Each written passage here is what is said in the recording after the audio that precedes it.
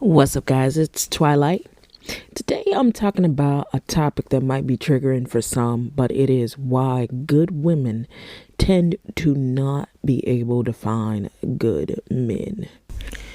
A lot of individuals will say that good women are not attracting good men because they don't know how to pick them, or they are not, they're just picking the wrong men. It's not very effective in helping women to be more empowered. My perspective is that we can choose better. We just have to know that we are worth more. And the problem is that a lot of women don't understand that they are worth more internally. Also, we have the onslaught of religion and social conditioning that equates being a good woman to how much she is willing to suffer in order to be in a relationship. Check out this clip.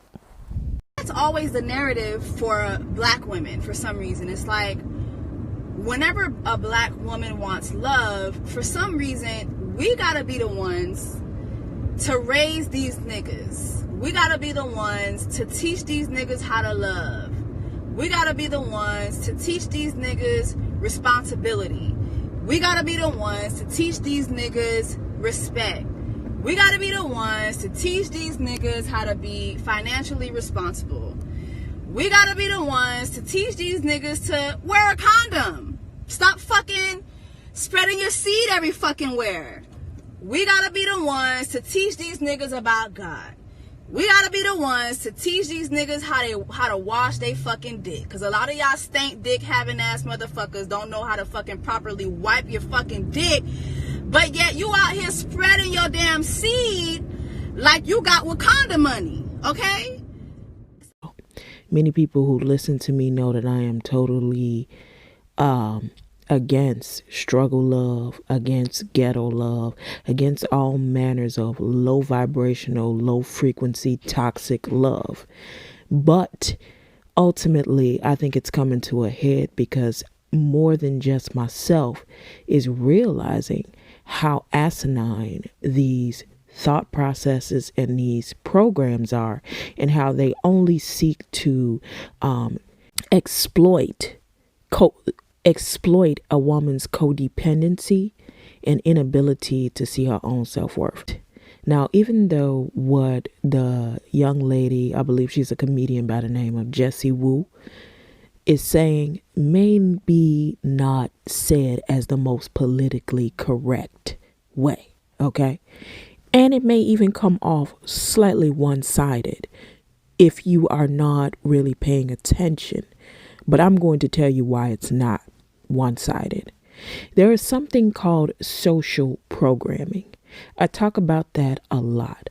Social programming is a real thing that helps the elite to batch, collate, and characterize certain groups of people. So while it seems as if though you are a person who is the master of your own life, truthfully speaking, if you are not conscientious, aware, and awakened to programs that are beat into your subconscious from childhood all the way up into adulthood, then it's going to be very difficult for you to understand the next part of what I have to say. But yes, there is a concerting effort to maintain a certain level of consciousness for certain groups of people. So in this case, we're talking about the black woman. What is the difference between the social programming of the black woman and the black man? Not to dismiss the pain that the black man has experienced, but this is how black women are not in alignment to attract good black men.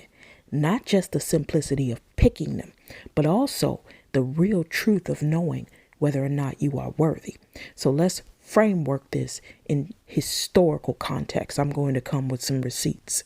So I talked about this before. In the 1970s, the black community was deindustrialized.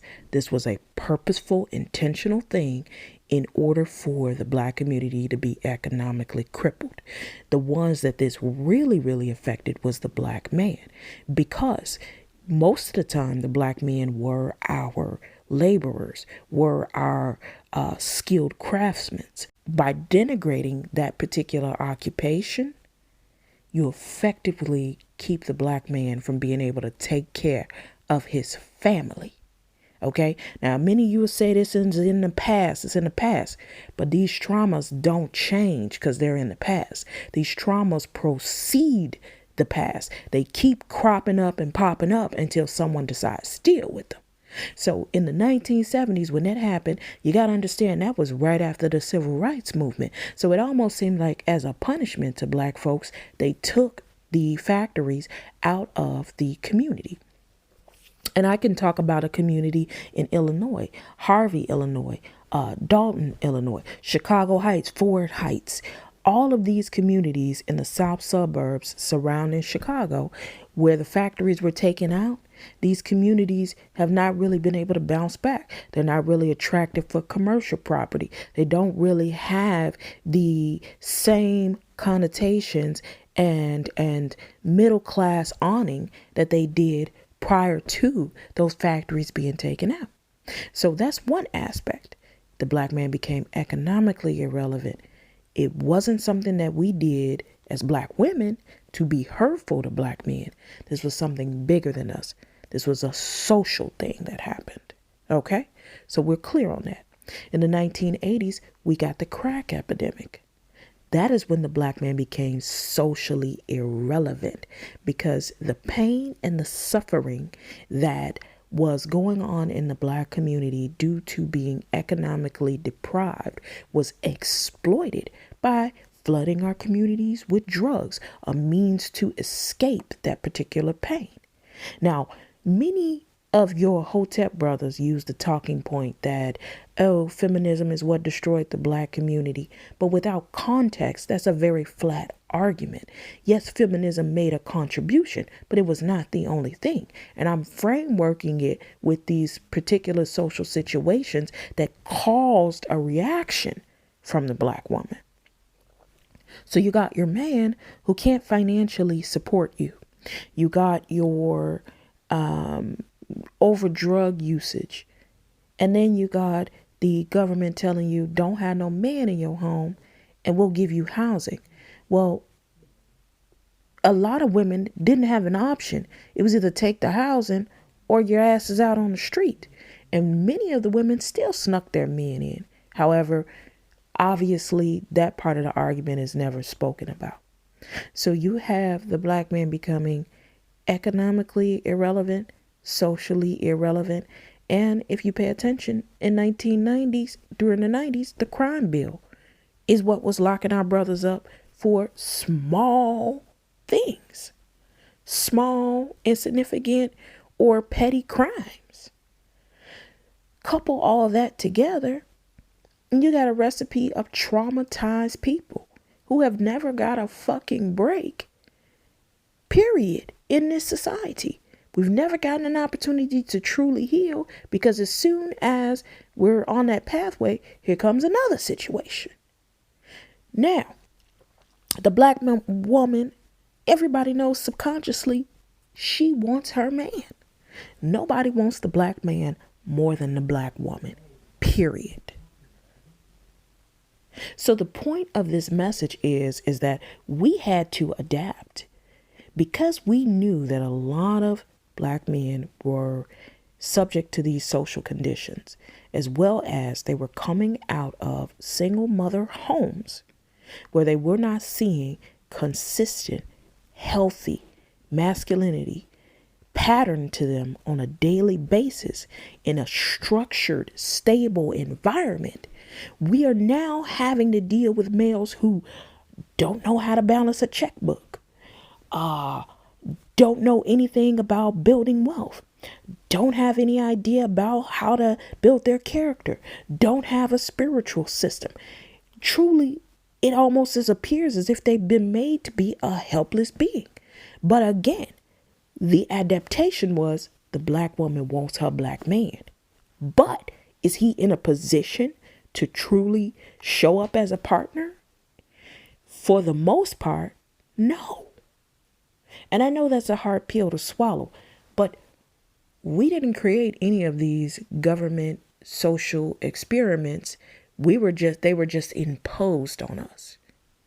And because they were imposed on us, any person of color was affected by this. We were affected by it regardless of if we want to admit it to ourselves or not. You cannot walk under a waterfall and not get wet. You may have made the best of whatever situation you were in, whatever card, whatever hands you were dealt. I am never taking away from that. I know plenty of wonderful, amazing black men who have overcome so many things and have been extremely resilient. But there is a strong population of black men who have not been able to develop some of the more simpler things that you learn during childhood, that you learn during adolescence. So now black women are not, their standards, the bar is low. Their standards are not as high because honestly, when you look around you, if I had to just throw out a number, if you see 70% of the men disenfranchised and being a victim of their environment and their circumstances, and 30% of them are okay, you're going to go and roll the dice with the majority.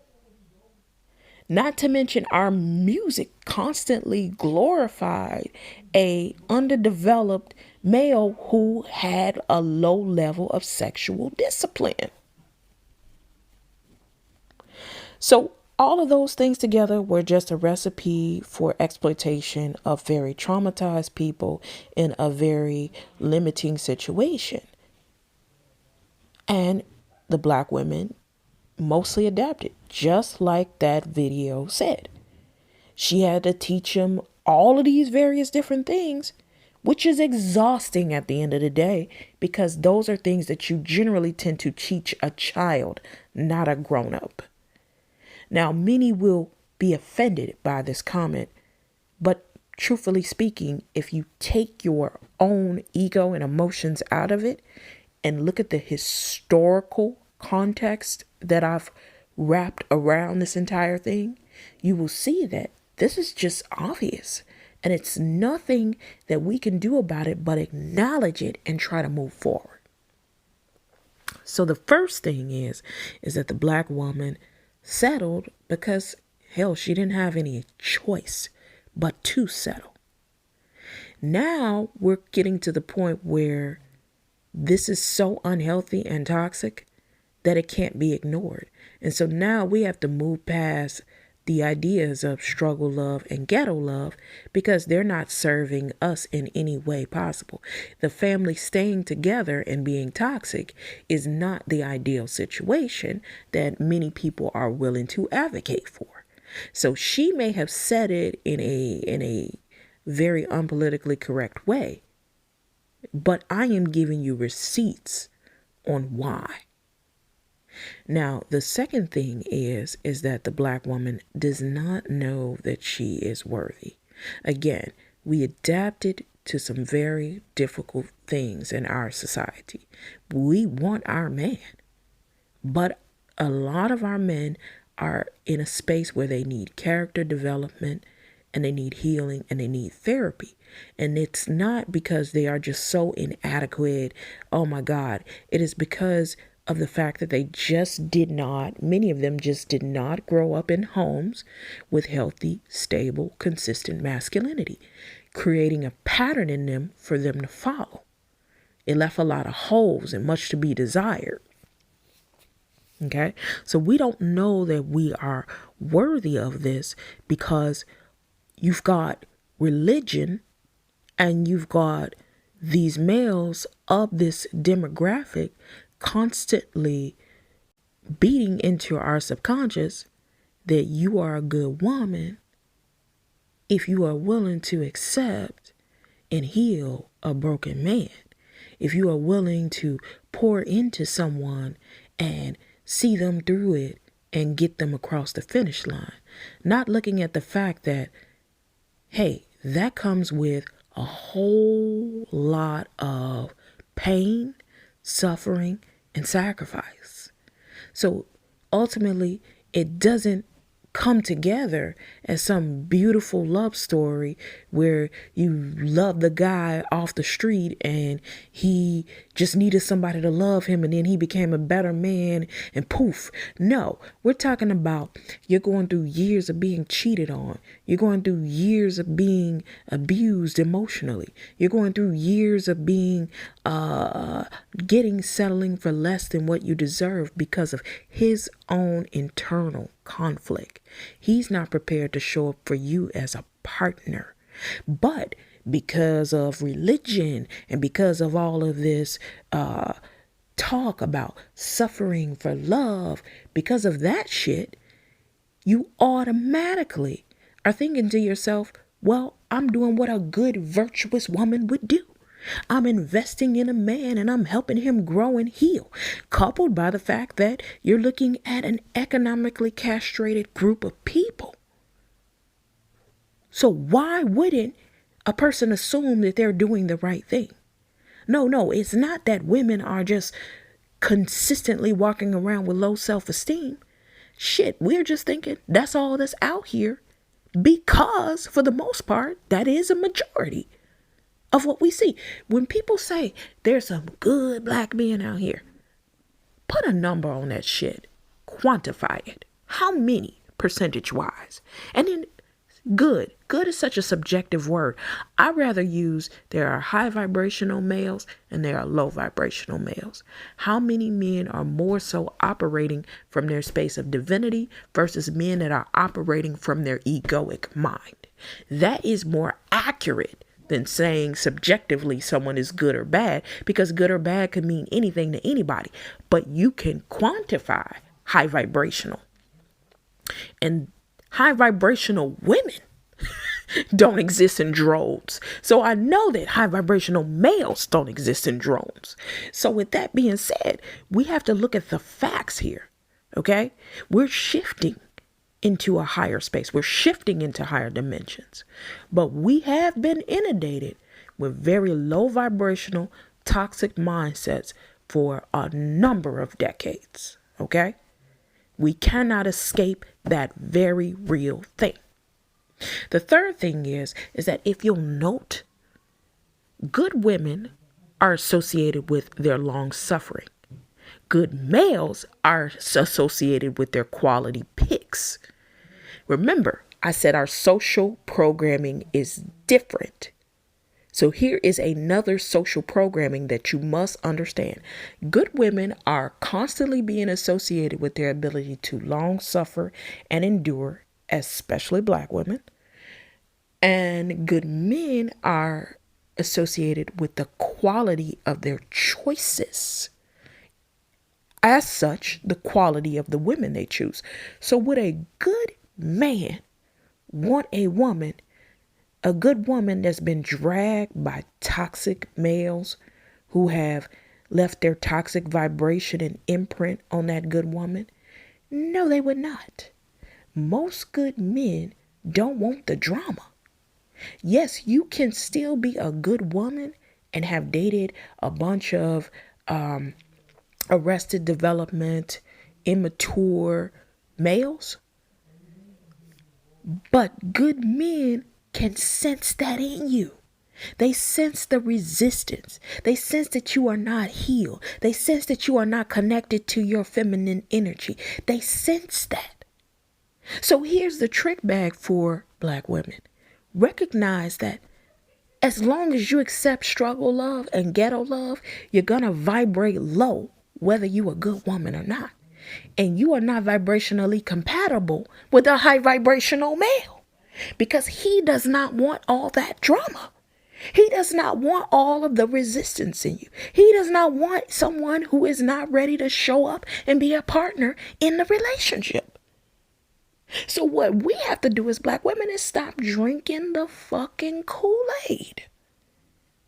If you want a high vibrational male, I don't give a damn if you 40, 50, 60, or 79 years old. If you want a high vibrational man, guess what you got to do? You got to stop fucking with low vibrational males.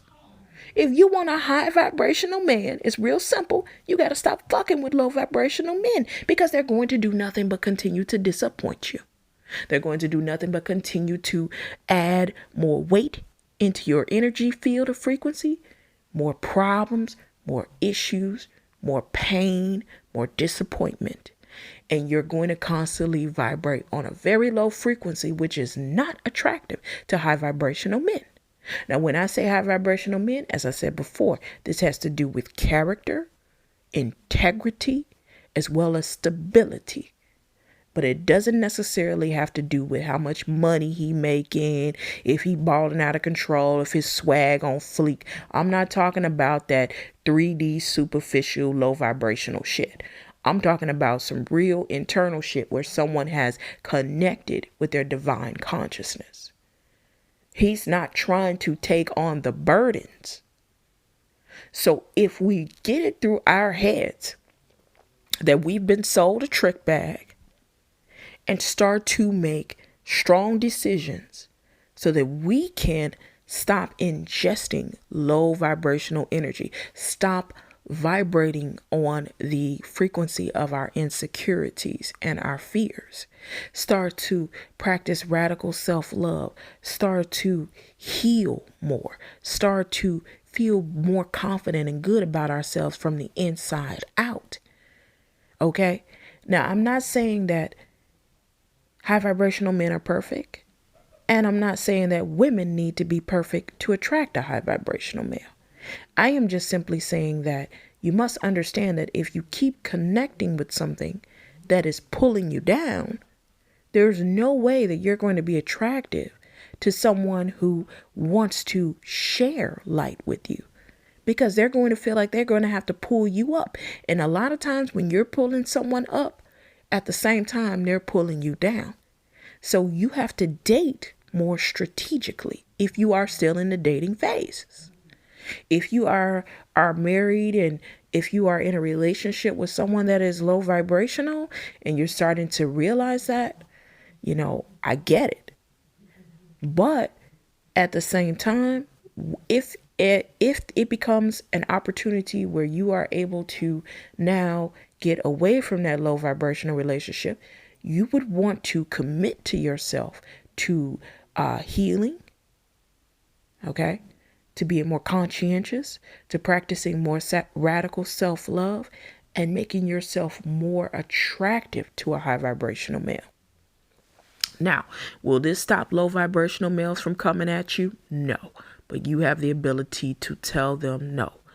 Will this stop low vibrational men from trying to convince you that you should take on all their burdens and that's what a good woman does? No. They're going to keep saying it. You're going to keep hearing it from religion. But some of us are waking up from the fuckery. I hope you are too. This is Twilight saying peace, healing, love yourself.